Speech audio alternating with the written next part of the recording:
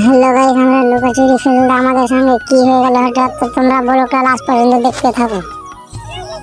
আমরা এখন লুকোচুরি খেলছি, তো গোল ঘরে ঢুকে আছে এরা। গোল ঘর থেকে বের হয়ে দেখছি যে একটা রাত্রে কার কানটা দিয়ে যাচ্ছে। এখন যেতে যেতে যেতে যেতে হঠাৎ ফের আমরা একটা চলে এলাম, চোরকে খুঁজে পাচ্ছিলাম না, তাই জন্য চোরকে খুঁজতে চলে এলাম। যখন করে চোরকে খুঁজে পাওয়ার পর দেখছি এই মালটা গাছে চড়ে পড়েছে। গাছে চড়ে পড়েছে, তো আমরা তো চড়তে পারি না গাছে, আমরা পালাই এখান থেকে। আমরা এখান থেকে হেঁটে গেলাম যে একটা মোটর ঘরে চুরি করতে চলো না, চুরি না, আমরা মোটর ঘরে ঢুকাতে এলাম। মোটর ঘরে লুকিয়ে থেকে এদেরকে বললাম যে সবাই শুন, চোর চলেছি আমাদের পাশে।